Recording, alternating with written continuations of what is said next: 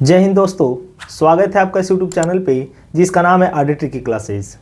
आज के video Bihar board 10th के जितने भी छात्र हैं उन सभी के लिए ज़बरदस्त होने वाला है, क्योंकि आज के क्लास में हम लोग देखेंगे क्लास 10th संस्कृत में प्रत्यय, जिससे बोर्ड परीक्षा में बार बार 10 से 15 नंबर के प्रश्न पूछे जाते हैं को आज के वीडियो में हम लोग वन शॉट में ख़त्म करेंगे। सबसे पहले वीडियो स्टार्ट करने से पहले आप सभी लोग को नव वर्ष की हार्दिक शुभकामनाएं। आप सभी विद्यार्थी 2025 में जितनी भी आप लोग गलती किए होंगे उन सभी को 2026 में हम लोग सुधार देंगे। ठीक है, सुधार करके अपने जीवन को सुंदर और एकदम बेहतरीन तरीके से अपने जीवन को बनाना है और आगे बढ़ना है। ठीक है, तो चलिए दोस्तों, बिना देरी किए आज की क्लास को हम लोग शुरू करते हैं। आज का हमारा टॉपिक है प्रत्यय। प्रत्यय क्या कहता है? देखिए, जैसा कि आप लोग को दिख रहा होगा संस्कृत, इससे बाहर कुछ नहीं। प्रत्यय में जितना भी आज हम लोग चीज़ पढ़ेंगे वो सारा एग्जाम ओरिएंटेड होगा 2026 का।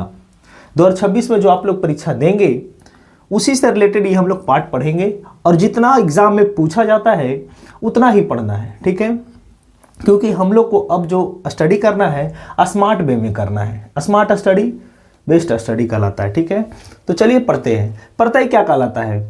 वैसा शब्दांश जो किसी शब्द के अंत में लगकर उसका अर्थ बदल दे उसे हम लोग प्रत्यय कहते हैं। प्रत्यय कहने का मतलब बाबू कि जो अंत में लगता है उसे हम लोग क्या कहते हैं? प्रत्यय कहते हैं। यानी जो किसी शब्द के अंत में लगकर उसका अर्थ परिवर्तन कर दे उसे हम लोग प्रत्यय कहते हैं, और जो पहले लगकर उसका अर्थ बदल दे उसे हम लोग उपसर्ग कहते हैं। क्या कहते हैं? उपसर्ग कहते हैं। ठीक है, जैसा आप नीचे एग्जाम्पल से समझ सकते हैं। जैसे हाँ, क्री मीन्स होता है करना। क्री में जब हम लोग कतवा जोड़े तो क्या बनाया? कृत्वा। क्या बनाया? कृत्वा, यानी करके। कृत्वा का मतलब होता है करके। ठीक है, क्री धन कतवा जोड़े तो क्या बनाया? कृत्वा। और ये जो क्री में क्या जुटा है? कतवा। और कतवा कहाँ जुटा है बाबू? अंत में। कहाँ जुटा है? अंत में। जब हम क्री में कतवा जोड़े तो क्या बनाया? कृत्वा बनाया। जब हम धर्म में ठक जोड़ेंगे, जब हम धर्म में क्या जोड़ेंगे? ठक, तो क्या बनेगा? धार्मिक बनेगा। कैसे बनाता है इन सभी चीज़ों के ऊपर चर्चा करेंगे। बस अभी आप ये समझिए कि जब हम किसी शब्द के अंत में कोई शब्दांश को जोड़ते हैं और उसका जब अर्थ परिवर्तन होता है तो उसे हम लोग प्रत्यय कहते हैं, और जो पहले लग करके पहले जब हम कोई शब्द को जोड़ते हैं तो उसे हम लोग उपसर्ग कहते हैं। ठीक है, जब धर्म में ठक जोड़ेंगे क्या बनेगा? धार्मिक। जब हम सूत में टाप को जोड़े तो क्या बनाया? सूता। क्या बनाया? सूता बनाया। ठीक है, कैसे बनाता है इन सभी चीज़ों के ऊपर हम लोग चर्चा करेंगे। ठीक है, तो प्रत्यय क्या है? अभी हमने समझ लिया कि प्रत्यय वैसा शब्दांश है जो किसी शब्द के अंत में लगकर उसका अर्थ बदल दे उसे हम लोग प्रत्यय कहते हैं, और जो किसी शब्द के प्रारंभ में लगकर उसका अर्थ बदल देता है उसे हम लोग उपसर्ग कहते हैं। क्या कहते हैं? उपसर्ग कहते हैं। प्रत्यय के मुख्यतः कितने भेद होते हैं? तो प्रत्यय के मुख्यतः 3 भेद होते हैं। संस्कृत में प्रत्यय के कितने भेद होते हैं? 3 भेद। 3 भेद कौन कौन होते हैं? देखिए, पहला होता है कृत प्रत्यय। पहला कौन सा प्रत्यय होता है? कृत प्रत्यय। दूसरा होता है तद्धित प्रत्यय। दूसरा कौन सा प्रत्यय होता है? तद्धित प्रत्यय। और तीसरा होता है स्त्री प्रत्यय। तीसरा कौन सा प्रत्यय होता है? स्त्री प्रत्यय।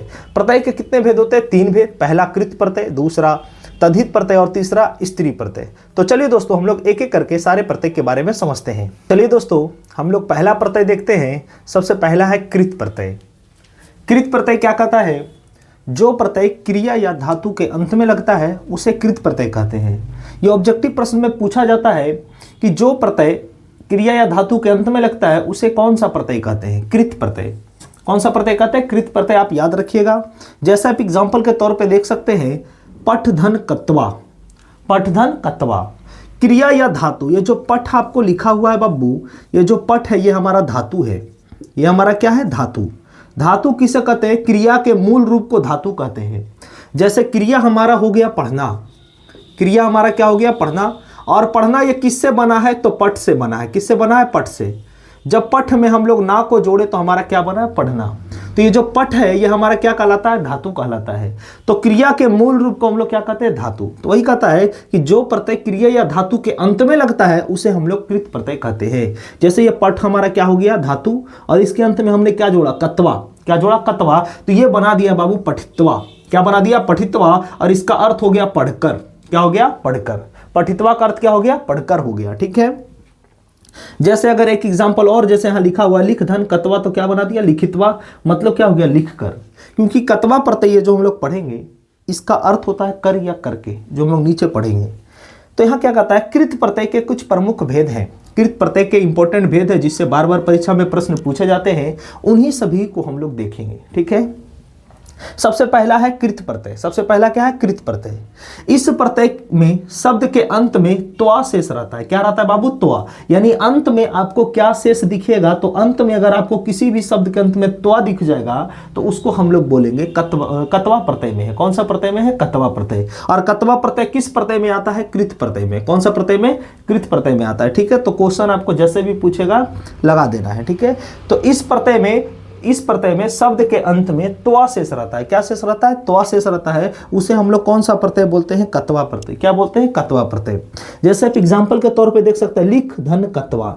लिख धन कत्वा। अब लिख है बाबू, इसमें कत्वा जोड़े तो क्या बना दिया? लिखित्वा। क्या बना दिया? लिखित्वा। ठीक है, अब देखिए लिख है लेकिन एजा लिखी हो गया। क्या हो गया? लिखी। ये कब होता है? देखिए समझिए, अ मात्रा जो होता है, अ की मात्रा, जैसे लिख के अंत में क्या आ गया? अ। तो अ की मात्रा को जब हम लोग कत्वा प्रत्यय में जोड़ते हैं तो ई की मात्रा में बन जाता है, छोटी ई। कौन सी ई में? छोटी ई। इसीलिए देखिए लिख है तो यहाँ क्या बन गया? लिखी। और अंत में क्या जुड़ेगा? त्वा, क्योंकि इसमें शेष क्या रहता है बाबू? त्वा शेष रहता है। इसीलिए जब कत्वा प्रत्यय में क्या शेष रहता है? त्वा। तो लिख में जब त्वा जोड़ेगा तो क्या बना देगा? लिखित्वा। उसी प्रकार गम है, गम में कत्वा जोड़े तो क्या बना दिया? गमित्वा, क्योंकि गम में भी कौन सी मात्रा है? अ मात्रा है। तो अ की मात्रा को किस में बदलना है? ई की मात्रा में। तो ये क्या बना दिया? गमित्वा बना दिया। मतलब क्या हो गया? जाकर।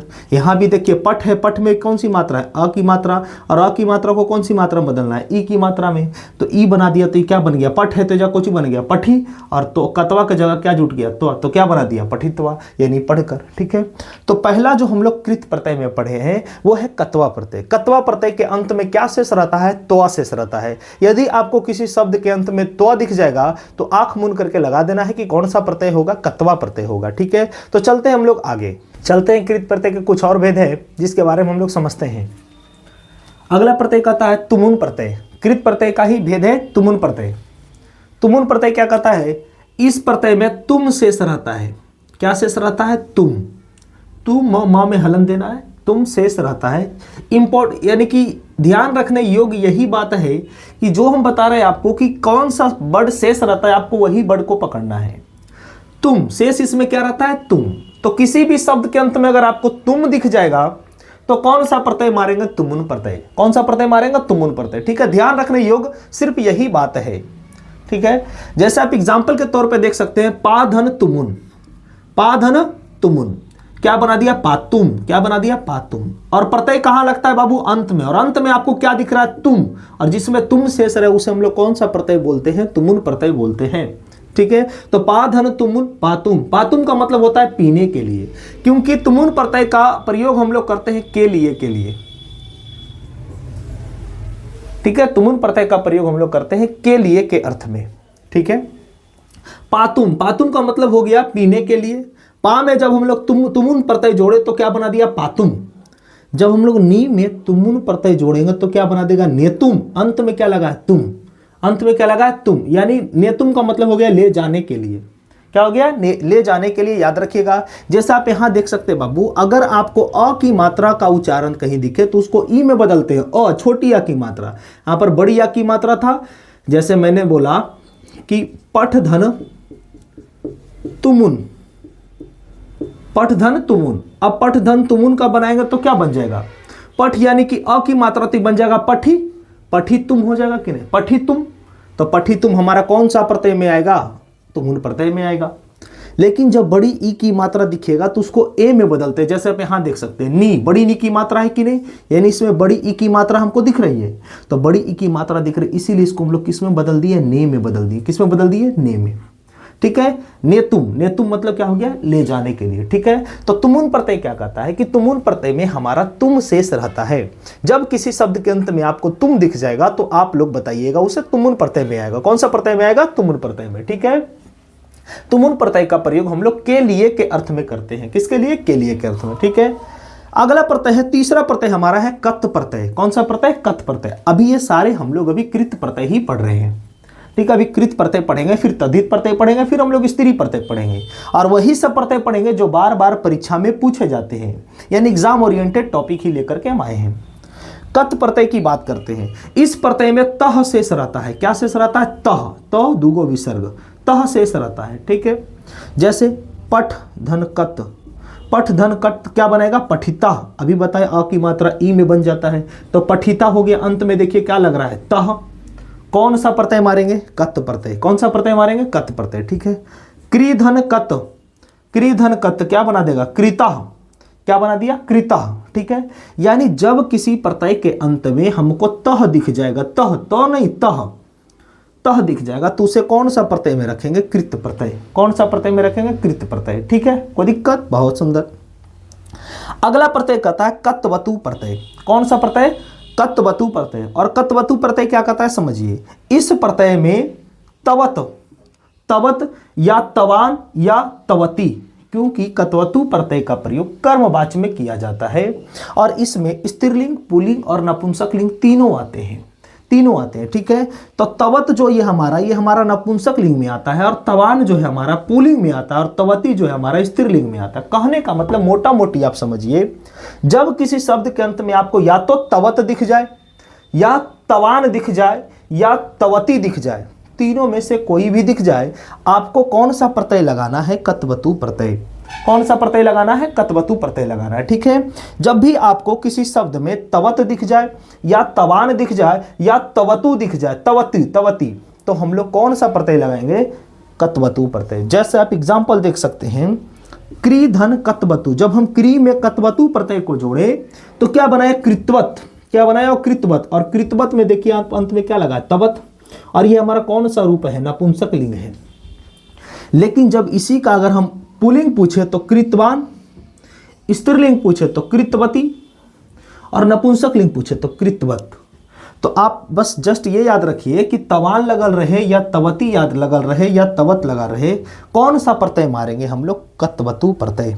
कौन सा प्रत्यय मारेंगे? कत्वतु प्रत्यय। ठीक है। ये सारे टॉपिक आपके एग्जाम ओरिएंटेड हैं, तो बस आप लोग यही सब पढ़िए। ठीक है। क्योंकि हमको घोड़ा की तरह मेहनत करना है, गधा की तरह नहीं करना है। ठीक है। स्मार्ट स्टडी करना है और स्मार्ट स्टडी कर करके हमको एग्जाम में बढ़िया अंक प्राप्त करनी है। ठीक है। तो चलते हैं हम लोग आगे, और भी कुछ प्रत्यय है। तो चलिए दोस्तों, हम लोग कृत प्रत्यय को बहुत अच्छे तरीके से समझ लिए। कृत प्रत्यय में जितने भी हम भेद बताए, बस आपको वही पढ़ना है, क्योंकि एग्जाम में इन्हीं भेदों से बार बार प्रश्न पूछे जाते हैं। अगला हमारा प्रत्यय है तद्धित प्रत्यय। तद्धित प्रत्यय किसे कहते हैं समझते हैं। तद्धित प्रत्यय क्या कहता है? जिस प्रत्यय का प्रयोग संज्ञा, सर्वनाम और विशेषण के अंत में किया जाता है, उसे हम लोग तद्धित प्रत्यय कहते हैं। हमने कृत प्रत्यय के बारे में पढ़ा कि जिस प्रत्यय का प्रयोग क्रिया या धातु के अंत में किया जाता है, उसे हम लोग कृत प्रत्यय कहते हैं। लेकिन तद्धित प्रत्यय क्या कहलाता है? जिस प्रत्यय का प्रयोग संज्ञा, सर्वनाम और विशेषण के अंत में किया जाता है, उसे हम लोग कौन सा प्रत्यय कहते हैं? तद्धित प्रत्यय। क्या कहते हैं? तद्धित प्रत्यय। मतलब इसमें हमारा क्रिया या धातु नहीं आएगा, इसमें हमारा संज्ञा, सर्वनाम और विशेषण आएगा। ठीक है। जैसे देखिए, जैसे हम एग्जाम्पल के तौर पे देख सकते हैं, दीन धन ठक, दीन धन ठक। जब दीन में हमने क्या जोड़ा? ठक प्रत्यय को जोड़ा, तो ये क्या बना दिया? दैनिका बना दिया। क्या बना दिया? दैनिका। जब दीन में हमने ठक प्रत्यय को जोड़ा तो क्या बना दिया? दैनिका बना दिया। और यही दैनिका हमारा कौन सा प्रत्यय कहलाता है? तद्धित प्रत्यय कहलाता है। कौन सा प्रत्यय? तद्धित प्रत्यय। तो चलिए दोस्तों, आगे हम लोग सीखते हैं इसके बनाने के नियम पे कि दीन धन ठक दैनिका कैसे बना। देखिए समझिए, तद्धित प्रत्यय के कुछ प्रमुख भेद हैं, जिसमें से आज हम लोग पहला भेद देखेंगे। मतलब अभी हम लोग पहला भेद देखेंगे ठक प्रत्यय। कौन सा प्रत्यय देखेंगे? ठक प्रत्यय। ठक प्रत्यय क्या कहता है समझिएगा। इस प्रत्यय में इक शेष रहता है। क्या शेष रहता है? इक। यानी शब्द के अंत में आपको क्या देखने को मिलेगा? इक देखने को मिलेगा, शेष रहता है। उसे हम लोग कौन सा प्रत्यय बोलते हैं? ठक प्रत्यय। क्या बोलते हैं? ठक प्रत्यय। ठीक है। ठक प्रत्यय समझने से पहले आप पहले ये जो बॉक्स में लिखा है इसके बारे में समझिए। ये बॉक्स में क्या लिखा है? ये बॉक्स में लिखा है बाबू कि यदि अ या आकर आ हो, कहाँ? तो किसी शब्द के पहले वर्ण में। जैसे ये पूरा शब्द है, ये शब्द का पहला वर्ण क्या दिख रहा है? ध। और आपको ध में कौन सा वर्ण दिख रहा है? क्या अ दिख रहा है? बिल्कुल अ दिख रहा है भैया। अगर यहां पर रहता बाबू धाकर धा तो क्या दिखता? आकर आ दिखता। तो वही कहता है यहाँ पे कि कहता यदि किसी शब्द के पहले वर्ण में या तो अ हो या तो आकर आ हो, तो जब हम उसमें ठक प्रत्यय जोड़ेंगे तो वो आकर आ में बदल जाएगा। किसमें बदल जाएगा, आकर आ में।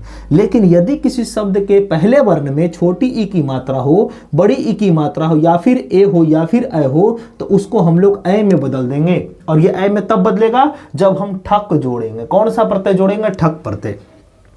वही कहता है जब हम लोग छोटी ऊ की मात्रा और बड़ी ऊ की मात्रा और ओ और औ में अगर हम ठक प्रत्यय जोड़ते हैं तो ये औ बन जाता है। क्या बन जाता है, औ। अब आइए एग्जाम्पल पे, ठीक है। देखिए क्या कहता है, धर्म धन ठक। धर्म में जब हम ठक बनाए यानी जोड़े, जब धर्म में हम लोग ठक को जोड़े तो क्या बना दिया, धार्मिक बना दिया। क्या बना दिया, धार्मिक। देखिए समझिए, ध में कौन सी मात्रा है, अ की मात्रा। इस धा में कौन सी मात्रा है, अ की मात्रा। जब अ रहे या आकर आ रहे क्या बना देगा, आकर आ, यानी ध नहीं है, ये क्या है, धाकर धा है। ये क्या है, धाकर धा। और जब ठक जोड़ते हैं तो कौची जुड़ता है, इक जुड़ता है। तो धाकर धा में जब इक जोड़ेंगे तो क्या बना देगा, धार्मिका बना देगा कि नहीं। और विसर्ग इसलिए लगा दे क्योंकि ये सारे संस्कृत के शब्द है, इसीलिए आपको विसर्ग लगाना है। आप यहां देखिए, दीन धन ठक क्या बना दिया, दैनिका। दीन, दीन का पहला अक्षर क्या है, दी। क्या है, दी। आप यहां देखिए, दी में कौन सी मात्रा आ रही है, ई की मात्रा। और जब ई रहे या बड़ी ई रहे या फिर ए रहे या फिर ऐ रहे तो क्या बनाएंगे, ऐ जोड़ेंगे। तो बताइए, दी है तो इसको हम क्या बना दे, दै। दी है तो ये क्या बना देता है। और ठक में ई को जोड़ेंगे तो क्या बना देगा, दैनिका। बनाएगा कि नहीं, बहुत सुंदर। नीति धन ठक, नीति। नी, नी में देखिए कौन सी मात्रा है, बड़ी ई की मात्रा। नय जुटेगा तो क्या बना देगा, नैतिका। समझ में आ गया होगा, ठीक है। वेद धन ठक तो क्या बना देंगे, वैदिका। और भूगोल, भूगोल में देखिए, भू में कौन सी मात्रा है, बड़ी ऊ की मात्रा। और बड़ी की मात्रा रहेगा क्या जानेंगे, ओ, यानी भू नहीं है, ये क्या है, भव है। क्या है, भव। और गो तो है ये है, और इका जोड़ देंगे तो क्या बना देगा, भौगोलिका। तो ये हमारे थे ठक प्रत्यय। ठक प्रत्यय क्या कहता है कि ठक प्रत्यय में हमारा इक शेष बचता है और विसर्ग लगाना अनिवार्य है क्योंकि ये हमारे शब्द संस्कृत के शब्द है, ठीक है। और बाकी अ रहेगा और आकर आ रहेगा पहले शब्द में, तो आकर आ बना देना। छोटी ई रहेगा, बड़ी ई रहेगा, ए रहेगा, ऐ रहेगा तो ऐ बना देना। छोटी ऊ रहेगा, बड़ी ऊ रहेगा, ओ रहेगा, औ रहेगा तो औ बना देना है, ठीक है। बाकी एग्जाम्पल आप देख ही लिए हैं, ठीक है। उम्मीद करते हैं कि आपको ये ठक प्रत्यय समझ में आया होगा। चलते हैं अगले तद्धित प्रत्यय पे। तो चलिए दोस्तों, हम लोग चलते हैं तद्धित प्रत्यय के कुछ और भेद हैं जो देखते हैं। तद्धित प्रत्यय का दूसरा भेद क्या कहता है, पहला हमने पढ़ा ठक, दूसरा भेद कहता है मतुप प्रत्यय। कौन सा प्रत्यय, मतुप प्रत्यय। इस प्रत्यय में मत शेष रहता है। इस प्रत्यय में मत शेष रहता है। क्या शेष रहता है, मत, ठीक है। मत हमारा ये जो शब्द है, क्योंकि मतु प्रत्यय का प्रयोग हम लोग नपुंसक लिंग में करते हैं। कौन सा लिंग में, नपुंसक लिंग में करते हैं, याद रखिएगा। मतु प्रत्यय का प्रयोग नपुंसक लिंग में किया जाता है, लेकिन इसका जब हम लोग पुल्लिंग बनाते हैं, नपुंसक लिंग यानी मत हमारा नपुंसक है तो पुल्लिंग बनेगा तो क्या जुटेगा, मान जुटेगा। क्या जुटेगा, मान। और जब स्त्रीलिंग बनेगा तो क्या जुटेगा, मति। क्या जुटेगा, मति। कहने का मतलब जब किसी शब्द के अंत में आपको मत दिख जाए या मान दिख जाए या मति दिख जाए तो वो सारे हमारे मतु प्रत्यय में आते हैं। कौन से प्रत्यय में, मतु प्रत्यय में। जैसे आप एग्जाम्पल के तौर पे समझ सकते हैं, यहां लिखा है शक्ति धन मतुप। शक्ति धन मतुप, शक्ति धन मतुप से क्या बना है, शक्ति मत। क्या बना है, शक्ति मत। अंत में आपको क्या दिख रहा है, मत दिख रहा है। क्या दिख रहा है, मत। शक्ति धन मतुप से क्या बनाया, शक्ति मत बनाया। और शक्ति मत ये हमारा शब्द कैसा शब्द है, नपुंसक लिंग शब्द है। लेकिन अगर आपसे पूछे शक्ति मत का हमारा पुल्लिंग क्या होगा, शक्तिमान। स्त्रीलिंग क्या होगा, शक्तिमती। और नपुंसक लिंग तो ये है शक्तिमत, ठीक है। चीजें समझ में आ रही होगी, बहुत बढ़िया। तीसरा प्रत्यय क्या कहता है, त्वा प्रत्यय। तीसरा प्रत्यय कौन सा है, त्वा प्रत्यय। और इस प्रत्यय में त्वा ही शेष रहता है। त्वा प्रत्यय में आपको त्वा ही शेष देखने को मिलता है। क्या देखने को मिलता है, त्वा। तो त्वा प्रत्यय में क्या शेष रहता है बाबू, त्वा शेष रहता है, याद रखिएगा। जैसे एग्जाम्पल के तौर पे महत धन त्वा, महत धन त्वा मिलके क्या बनेगा, महत्व। क्या बनेगा, महत्व। आपको देखना है जब किसी शब्द के अंत में आपको त्वा दिख जाए, आधा तवा दिख जाए, तो वो हमारे कौन से प्रत्यय में आएंगे, त्वा प्रत्यय में। कौन से प्रत्यय में, त्वा प्रत्यय में। आप याद रखिए, ठीक है। जिस शब्द के अंत में त्वा दिख जाए त्वा प्रत्यय है, यानी कि कौन से प्रत्यय में आएंगे, तद्धित। और तद्धित के कौन से प्रत्यय में, त्वा प्रत्यय। चौथा प्रत्यय कहता है, और तद्धित प्रत्यय का सबसे लास्ट प्रत्यय है तल प्रत्यय। कौन सा प्रत्यय, तल प्रत्यय। इस प्रत्यय में ता शेष रहता है। क्या शेष रहता है? ता। यानी आपको अंत में सिर्फ क्या देखने को मिलेगा? ताकर ता देखने को मिलेगा, ता शेष रहता है। जैसे एग्जाम्पल के तौर पे देख सकते हैं, मूर्ख धन तल, इस तल को क्या मानिए आप? ता मानिए, ताकरता। तो मूर्ख में जब ताकरता को जोड़ेंगे क्या बना देगा? मूर्खता। पशु, इस तल को आप क्या मानिए? ताकरता मानिए। जो शेष रहता है आपको अंत वाले के स्थान पर वही मानना है। पशुधन तल में अगर हम ता को जोड़ते हैं तो पशुधन ता, तो क्या बनेगा? पशुता। मित्र में तल के स्थान पर अगर हम ता को जोड़ते हैं तो क्या बना देगा? मित्रता। क्या बना देगा? मित्रता। उम्मीद करते हैं दोस्तों कि आप लोग को जो है ये तद्धित प्रत्यय भी समझ में आया होगा। अब चलते हैं प्रत्यय के सबसे अंतिम भेद, स्त्री प्रत्यय। और सबसे ज़्यादा इंपॉर्टेंट अगर कोई प्रत्यय है तो वो हमारा स्त्री प्रत्यय है। तो स्त्री प्रत्यय को हम लोग बारीकी से समझते हैं। चलिए दोस्तों, लास्ट प्रत्यय है स्त्री प्रत्यय। स्त्री प्रत्यय के बारे में हम लोग समझते हैं। स्त्री प्रत्यय क्या कहता है? जिस प्रत्यय का प्रयोग पुल्लिंग शब्दों से स्त्रीलिंग शब्द में बदलने के लिए करते हैं उसे स्त्री प्रत्यय कहते हैं। मतलब कोई पुल्लिंग शब्द है उसको अगर हम स्त्रीलिंग में बना रहे हैं तो उसमें कौन सा प्रत्यय लगेगा? स्त्री प्रत्यय। कौन सा प्रत्यय? स्त्री प्रत्यय। यानी किस प्रत्यय का प्रयोग पुल्लिंग से स्त्रीलिंग में करने के लिए करते हैं? स्त्री प्रत्यय। किस प्रत्यय का प्रयोग संज्ञा सर्वनाम विशेषण के अंत में करते हैं? तद्धित प्रत्यय। और किस प्रत्यय का प्रयोग क्रिया के अंत में करते हैं? कृत प्रत्यय। आपको तीनों के बारे में बढ़िया से पता हो गया होगा। जैसे एग्जाम्पल के तौर पे देख सकते हैं, छात्र।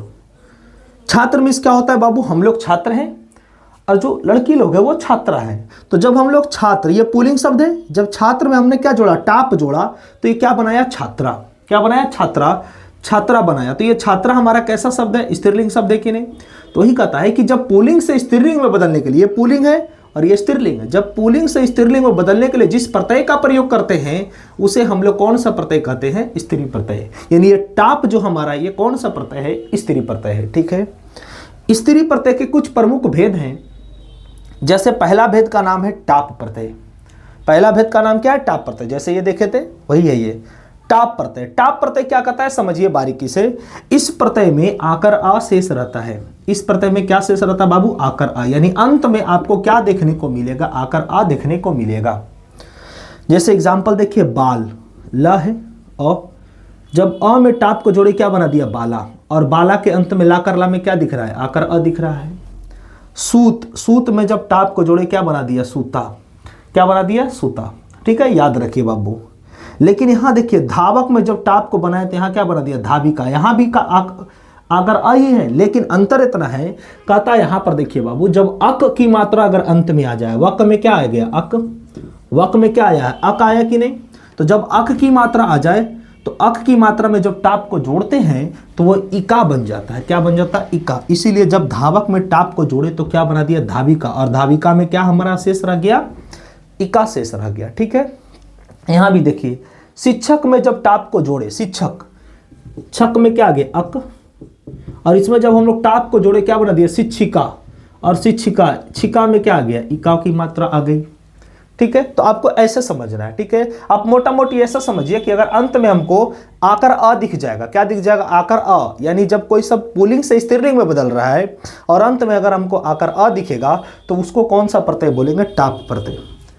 कौन सा प्रत्यय बोलेंगे? टाप प्रत्यय। ठीक है। चलते हैं हम लोग स्त्री प्रत्यय के और भी एक दो भेद है जिनके बारे में समझते हैं। भेद तो ऐसे बहुत एग्जाम में जिससे प्रश्न पूछे जाते हैं उन सभी के ऊपर ही चर्चा कर रहे हैं हम लोग। ठीक है।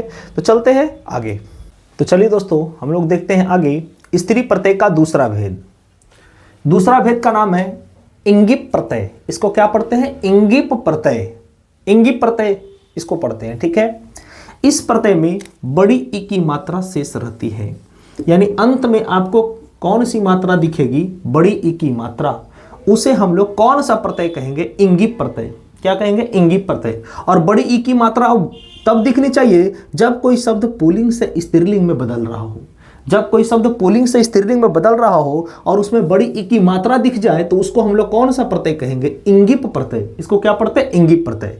तो किस प्रत्यय में बड़ी ई की मात्रा शेष रहती है? इंगिप प्रत्यय में। किस प्रत्यय में आकर आ की मात्रा शेष रहती है? टाप प्रत्यय में।